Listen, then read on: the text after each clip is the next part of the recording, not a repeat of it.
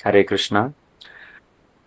हम लोग प्रत्येक दिन श्री सनातन गोस्वामी के चरित्र को श्रवण करते करते प्राय उनके चरित्र को हम लोगों ने उनके गृह त्याग लीला से लेकर के महाप्रभु से भेंट और तदुपरांत वृंदावन में वास, इन समस्त लीलाओं को हम लोगों ने श्रवण कर रहे थे।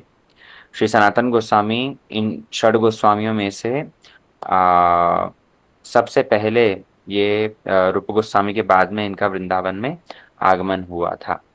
और हमने पहले भी बतलाया था कि किस प्रकार सनातन गोस्वामी, रूप गोस्वामी, इन षड गोस्वामियों से पहले भी भूगर गोस्वामी, श्री लोकनाथ गोस्वामी, ये सब के सब ब्रज में आए थे।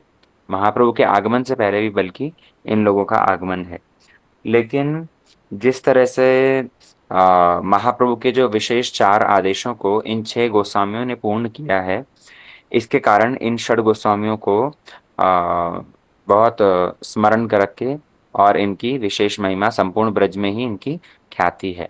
और उसमें भी श्री सनातन गोस्वामी को तो बड़े बाबा के नाम से ही सब जानते थे। ये सनातन गोस्वामी जिस समय महाप्रभु के आदेश को पालन करने के लिए ब्रज में चले आए थे, तब ब्रज में रह करके स्थान स्थान पर भ्रमण करते थे।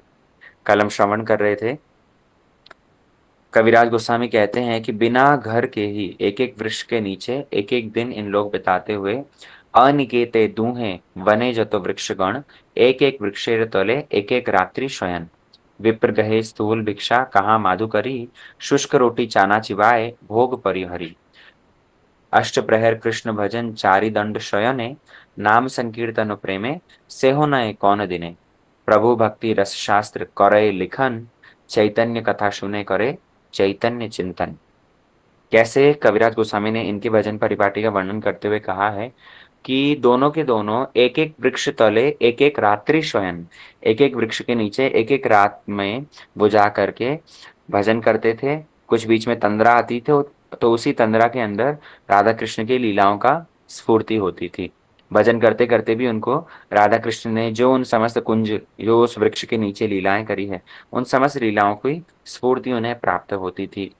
अभी सनातन गोस्वामी जब स्थान स्थान पर ब्रज में भ्रमण करते थे, इनका सभी के साथ में बड़ा ही मृदु स्वभाव था, बड़ा ही मीठी बोली और सभी के साथ बड़ा मिलनसार स्वभाव होने के कारण सब इनको एक अपने परिवार का जन ही मानते थे। सभी के घर पर जाकर के भिक्षा करना, सभी से कुशल क्षेम जिज्ञासा करना और उसके बाद सभी के साथ में, सभी के प्रीति में, सभी के दुख और सुख के समय पर उनका साथ देना। तो इस तरह से सनातन गोस्वामी का बड़ा ही अच्छा स्वभाव के कारण सब इनको बड़े बाबा बोलते थे। बाबा मतलब पिताजी भी होता है, और बाबा मतलब त्यागी सन्यासी के लिए भी बाबा शब्द प्रयोग किया जाता है। तो इनको बड़े बाबा के नाम से, सनातन गोस्वामी को बड़े बाबा और रूप गोस्वामी को छोटे बाबा के नाम से जाना करते थे। जिस समय सनातन गोस्वामी ब्रज में रहते थे, हम लोग सुन रहे थे किस प्रकार इन्होंने ब्रज, जो वृंदावन द्वादश आदित्य टीला है, वहां पर रह करके मदन मोहन जी का मंदिर प्रकाशित किया। और मदन मोहन जी की सेवा के साथ साथ ही इन्होंने स्थान स्थान पर भ्रमण करके विभिन्न जगहों पर भजन किया है। इसलिए पावन सरोवर, चक्रेश्वर महादेव, इन समस्त स्थानों पर भी इनकी भजन कुटी का दर्शन प्राप्त होता है। और भजन के प्रताप से जो शरणागत भक्त होता है, क्योंकि कृष्ण उनकी स्वयं पालन करते हैं, रक्षा करते हैं, तो कभी कभी कृष्ण इनके लिए दूध लेकर के आते थे, कभी स्वयं भोले बाबा इनकी मच्छरों से सहायता करते थे, कभी स्वयं श्रीमती राधा रानी ही आकर के इनके लिए खीर बना करके चली जाती थी। एक समय सनातन गोस्वामी, इनका नियम था प्रत्येक दिन ही गिरिराज जी की परिक्रमा करने का। प्रत्येक दिन गिरिराज परिक्रमा करके और फिर मथुरा में भिक्षा करके बाद में वृंदावन आते थे। तो एक दिन, अब धीरे धीरे वृद्ध हो रहे हैं, वृद्ध होने पर भी इनका नियम फिक्स था, नियम के बड़े ही कठोर। यद्यपि हमने पहले बताया था कि ये सब के सब नित्य महापुरुष हैं, भगवान के पार्षद हैं, नित्य सिद्ध पार्षद हैं, लेकिन तब पर भी एक साधक की लीला करने का जब अभिनय किया है, तो साधक साधन के अंदर कोई कॉम्प्रोमाइज नहीं। जरा जीर्ण शरीर हो गया, बूढ़े हो गए, तब पर भी लेकिन प्रत्येक दिन गिरिराज जी की परिक्रमा कर रहे हैं। और एक दिन गिरिराज जी की ही परिक्रमा करते करते करते करते दोपहर के समय पर मूर्छित हो गए। जब मूर्छित हो गए हैं, तो उस समय पर स्वयं कृष्ण बलराम ही आकर के इनको छाया करते हैं, इनके पंखा झुलाने लग जाते हैं। और जब इनको वापस चेतनता आती है, तो उस चेतनता आने के बाद में स्वयं कृष्ण बलराम का दर्शन करके बड़े आनंदित होते हैं। उस समय पर सनातन गोस्वामी को स्वयं कृष्ण ने ही कहा कि बोले बाबा, आप क्योंकि तुम बहुत वृद्ध हो गए हो, इसलिए प्रत्येक दिन ऐसे परिक्रमा मत किया करो। अब तुमने सारा जीवन तो गिरिराज जी की परिक्रमा करी, अब एक ही स्थान पर रह करके अपना भजन करो। सनातन गोस्वामी कहने लगे कि मेरा तो प्रत्येक दिन ही गिरिराज जी की परिक्रमा का नियम है, इसलिए मैं वो नियम तो नहीं तोड़ सकता। एक साधक को कितना सिंसियर होना चाहिए अपने भक्ति के नियमों को पालन करने के लिए, ये सनातन गोस्वामी दिखला रहे हैं। अपनी नियम निष्ठा अवश्य होनी ही चाहिए। प्रत्येक दिन संख्या पूर्वक नाम जाप, एकादशी व्रत का पालन, ठाकुर जी को भोग निवेदन करके प्रसाद ग्रहण करना, तुलसी परिक्रमा, मंगल आरती, ये जो साधन, ग्रंथ अध्ययन, कथा श्रवण, ये जो साधन के भक्त के अंग हैं, इन सबको हमें बहुत सिंसियरली नियमित पूर्वक पालन करना होगा। ऐसा नहीं कि थोड़ी बहुत शरीर में रोग व्याधि हुई या परिवार में कुछ अनबन हुई, किसी के यहाँ शादी ब्याह में चले गए, तो जागतिक एंगेजमेंट्स के कारण साधन प्रभावित हो गया, भजन छूट गया। अरे आज विवाह है घर में, इतना बिजी होने के कारण भला कैसे अब बैठ कर ये माला जाप करें। ठीक है छोड़, आज नहीं हुआ तो भी चलेगा। कहीं बाहर गए हैं शादी ब्याह के अंदर, एकादशी, अभी एकादशी शादी ब्याह में सब बढ़िया बढ़िया माल खाएंगे और हम एकादशी का पालन करें, छोड़ो, एकादशी व्रत छोड़ दिया। इस तरह से ढिलाई रखने से तो भैया बिल्कुल बात नहीं बनेगी। वैदिक मार्ग के जितने सारे नियम है वैदिक भक्ति के, उन सब को ठीक ठीक रूप में पालन करने से ही राग मार्ग में प्रवेश होगा। इसलिए सनातन गोस्वामी ने जब ये बात कही है कि मैं तो अपनी परिक्रमा छोड़ नहीं सकता, तब कृष्ण ने स्वयं वेणुनाद किया, और वेणुनाद करने के माध्यम से श्री गिरिराज जी की शिला वहां पर द्रवीभूत होने लगी, और कृष्ण के वहां पर चरण चिन्ह उस गिरिराज शिला पर पड़ गए। गैया के खुर के चिन्ह वहां पर, कृष्ण की लकुटी और मुरली के चिन्ह एक सुंदर शिला के ऊपर अंकित करके कृष्ण ने वो ही गिरिराज शिला सनातन गोस्वामी को दे दी, और कहने लगे आप इस गिरिराज शिला की परिक्रमा यदि करेंगे, इसके ऊपर मेरा चरण चिन्ह है, लकुटी मुरली का चिन्ह है, गैया की खुर का चिन्ह है, आप इस शिला की परिक्रमा कीजिए, आपको स्वयं गिरिराज जी की परिक्रमा करने का फल प्राप्त हो जाएगा। आपकी गिरिराज परिक्रमा इसी से ही पूर्ण हो जाएगी। सनातन गोस्वामी इसको लेकर के वृंदावन आ गए, और सुनते हैं कि आज भी वो शिला यही राधा दामोदर मंदिर में सेवित होती है। इसलिए सनातन गोस्वामी की निष्ठा देखिए, श्री गिरिराज जी के प्रति इनका कितना समर्पण था। केवल मात्र सनातन गोस्वामी का ही नहीं, हमारे समस्त गोस्वामियों का ही गिरिराज जी के प्रति बड़ा समर्पण भाव, बड़ा आग्रह देखने को मिलता है। क्यों? क्योंकि ये गिरिराज जी ये हरिदास वर्य हैं। वेणुगीत के अंतर्गत श्रीमती राधा रानी कहती है, हंताय मदरी अबला हरिदास वर्य, यद राम कृष्ण चरण स्पर्श प्रमोद, मानम तनोति सह गो गणयोस्तयोर्यत्, पाणीय सूय वश कंदर कंद मूले। राधा रानी कहती हैं कि ये कृष्ण के सर्वश्रेष्ठ सेवक कौन है? बोले गिरिराज जी। हरिदास, हरिदास वर और हरिदास वर्य, है ना, सुपरलेटिव डिग्री। तो सुपरलेटिव डिग्री में कौन है? श्री गिरिराज गोवर्धन ही हरिदास वर्य, ये हरिदासों में सर्वश्रेष्ठ है। इसीलिए यहाँ तीन उदाहरण देकर टीका के अंदर चक्रवर्ती ठाकुर तीन नामों का उल्लेख करते हैं कि हरिदास तो श्री युधिष्ठिर महाराज भी हैं, हरिदास वर श्री उद्धव जी हैं, लेकिन हरिदास वर्य ये श्री गिरिराज गोवर्धन है। और ये जिस प्रकार कृष्ण की सेवा करते हैं, कृष्ण की समस्त लीलाओं के साक्षी हैं, वैसे और कोई परिकर नहीं। यद्यपि ब्रज की गोपियां, वे तो स्वयं ही मुकुटमणि है, सेवा के अंदर शिरोमणि है, राधा रानी वो तो कृष्ण सेवा की मेजर डोमो है, लेकिन तब पर भी श्री गिरिराज गोवर्धन को दीनतावश राधा रानी एवं अन्य गोपियां कहती है कि इनके जैसा हरिदास और कोई नहीं। तो ये गिरिराज गोवर्धन का इसलिए बड़ा ही विशेष भूमिका है ब्रज लीला में, और हमारे समस्त गोस्वामियों ने गिरिराज जी के प्रति अपनी निष्ठा प्रदर्शन की है। रूप गोस्वामी, सनातन गोस्वामी, कविराज गोस्वामी, श्री रघुनाथ दास गोस्वामी, विश्वनाथ चक्रवर्ती ठाकुर, इन सभी ने ही गिरिराज जी की महिमा गान करी है। आप कितने ही, तो रघुनाथ दास गोस्वामी द्वारा रचित आप गिरिराज जी का दशकम पढ़ोगे। रूप गोस्वामी द्वारा रचित अष्टक है। श्री कविराज गोस्वामी ने भी गिरिराज जी की महिमा गान करी है। चक्रवर्ती ठाकुर ने भी गिरिराज गोवर्धन का अष्टक लिखा है। तो इस प्रकार ये गिरिराज गोवर्धन के प्रति हमारे समस्त गोस्वामियों का विशेष समर्पण है ना। और यहाँ पर भी ये सनातन गोस्वामी देखने के इनके जीवन में मिलता है, प्रत्येक दिन गिरिराज परिक्रमा करते थे। जिस समय ये रहा करते थे वृंदावन में, मदन मोहन टीला पर, जो द्वादश आदित्य टीला है, वहां पर जब रहते थे, तो एक समय बंगाल का एक ब्राह्मण जिसका नाम यहाँ उल्लेख है श्री जीवन चक्रवर्ती। ये श्री जीवन चक्रवर्ती ये बंगाल के वर्धमान जिले के निवासी थे। बहुत बड़े शिव भक्त। और अपनी शेष आयु के अंदर ये आकर के काशी में रहने लगे थे। काफी वर्षों से काशी विश्वनाथ के दर्शन करते, काशी विश्वनाथ की ही भक्ति करते। लेकिन इनकी जो एक बिटिया थी, वो बिटिया कुंवारी थी। उस बिटिया का विवाह करना था।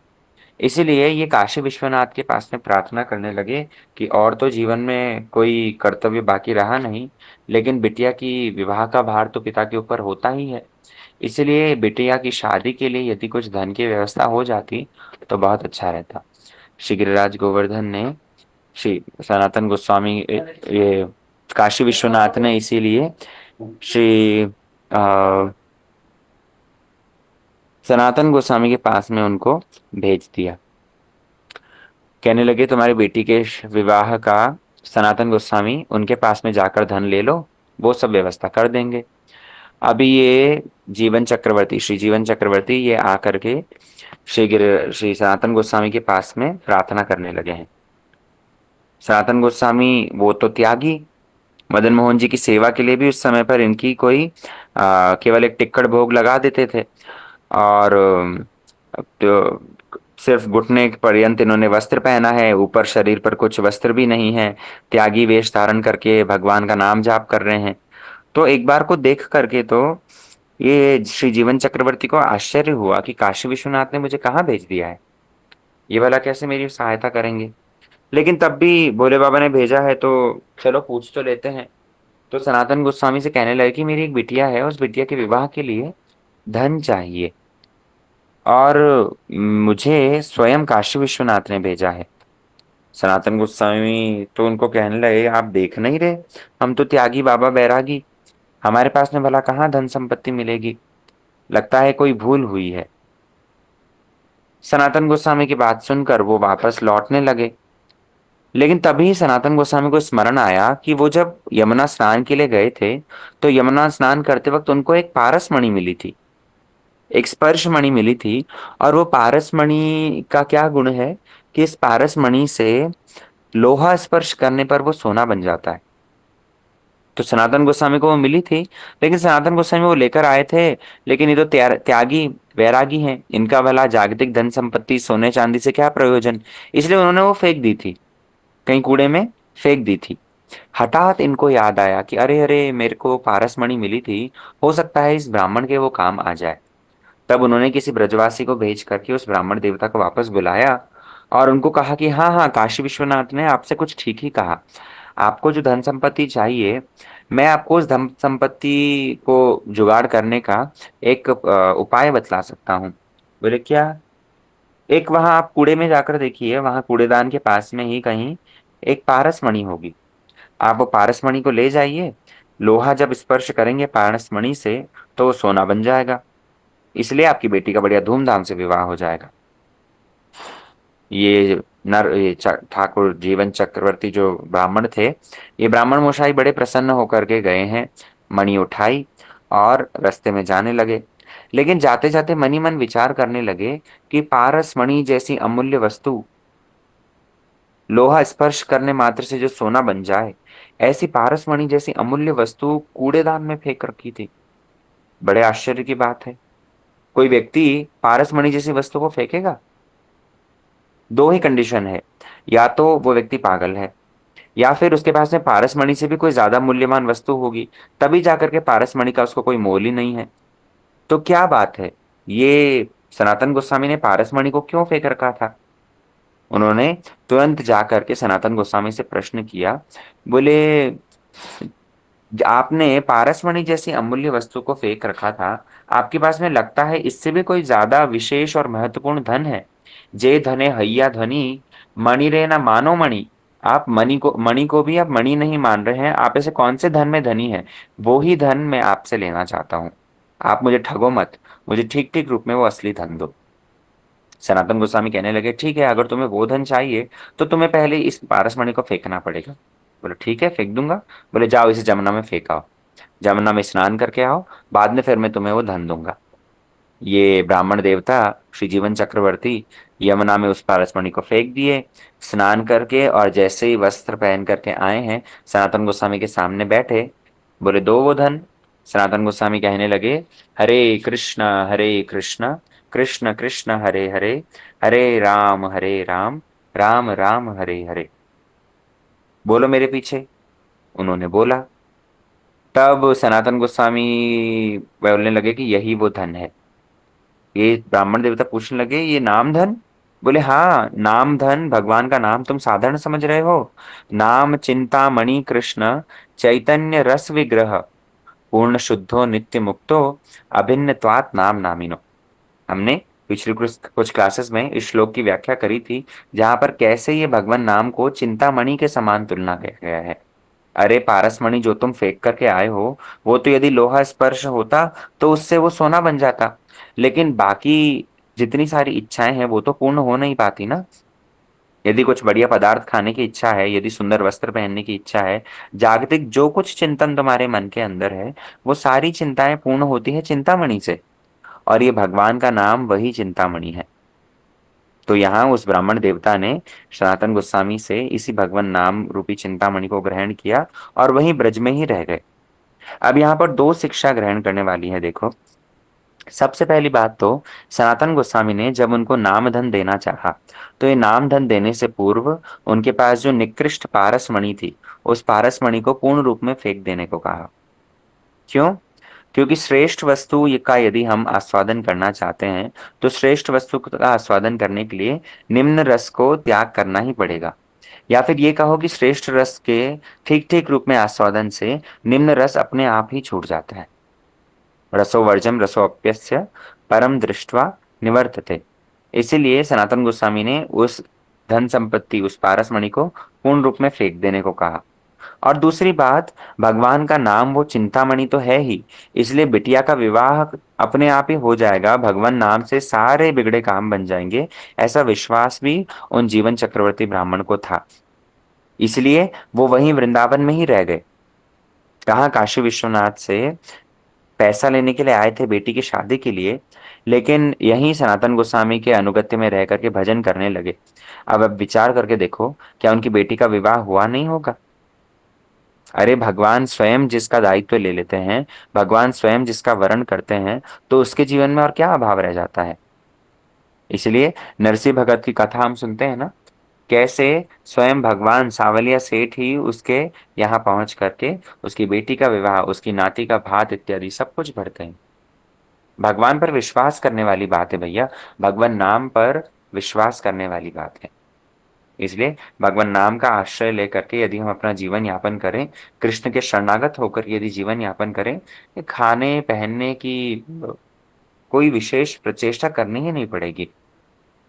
शास्त्र में वर्णन आया है, सुखाय कर्माणि करोति लोके, न तो सुखम वाइनेत उपारमम्बा, विंदेत दुखम ततएव दुखम। वहां वर्णन कर रहे हैं कि जिस प्रकार सुख के लिए हम कर्म करते हैं, लेकिन बहुत परिश्रम करने पर भी सुख प्राप्त होता नहीं, और दुख के लिए कोई प्रचेष्टा करे बिना ही दुख अनायास ही आ जाता है। तो जैसे दुख हमारे जीवन में बिना बुलाए बिना मांगे आ रहा है, वैसे ही सुख भी अवश्य ही आएगा। उसके लिए बहुत ज्यादा परिश्रम करने की आवश्यकता नहीं है। अनायास में ही, साधारण तौर पर ही थोड़ा कुछ परिश्रम करने से। अब जब कह रहे हैं कि कोई परिश्रम नहीं करना है, तो इसका मतलब ये नहीं कि घर पे हाथ बांध बैठ करके बैठ जाओ। नहीं, हमारे अधिकार के अनुसार जो हमारे हाथ में है, वो थोड़ी बहुत प्रचेष्टा तो करनी पड़ेगी। यद्यपि भगवान पर यदि संपूर्ण रूप में शरणागत हो, तो भगवान घर बैठे बैठे भी खिलाएंगे। लेकिन हमारी वैसे शरणागति तो है नहीं।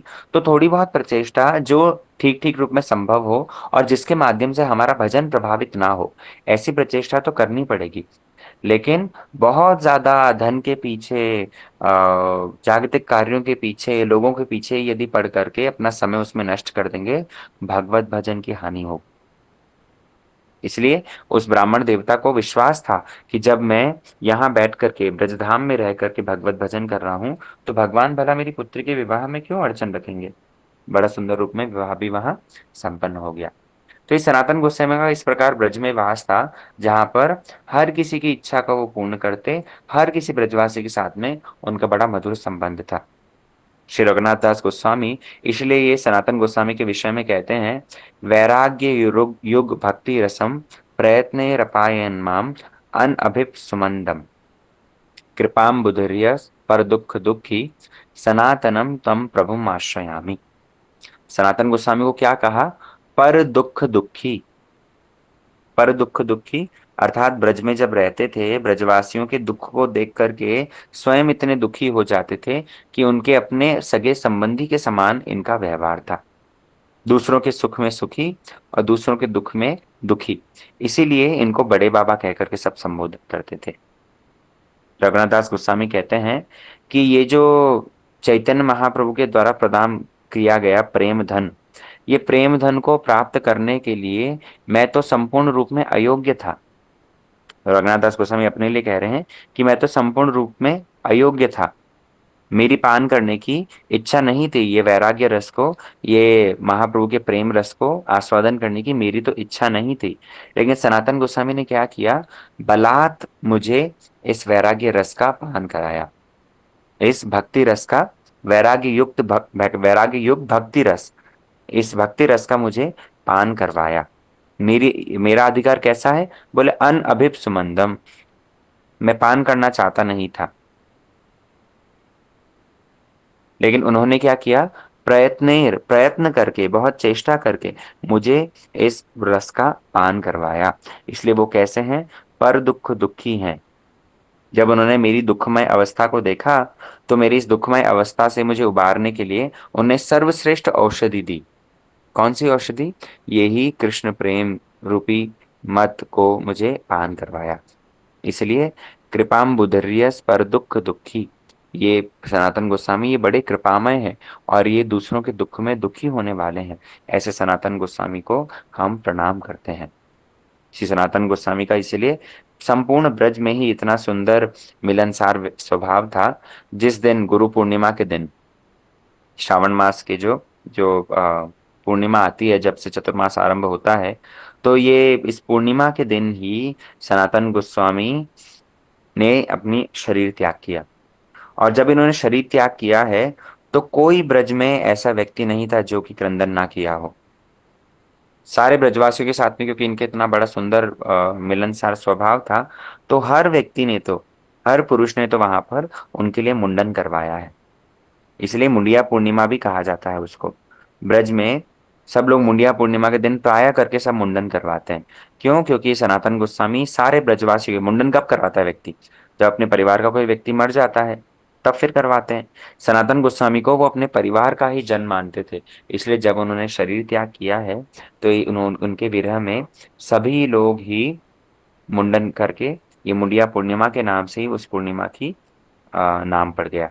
और क्योंकि सनातन गोस्वामी प्रत्येक दिन गिरिराज जी की परिक्रमा करते थे, इसलिए सनातन गोस्वामी के आदर्श को रखने के लिए उस दिन मुंडिया पूर्णिमा की परिक्रमा, आप देखिएगा ब्रज में गोवर्धन में आपको पैर रखने की जगह नहीं मिलेगी।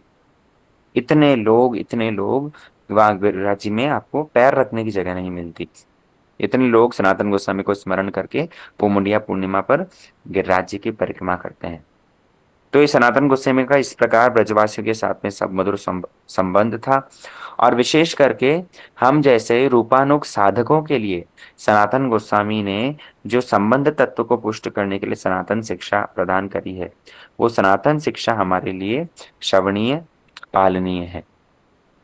सनातन शिक्षा का कुछ अंश हमने प्रीवियस क्लासेस के अंदर सुना था।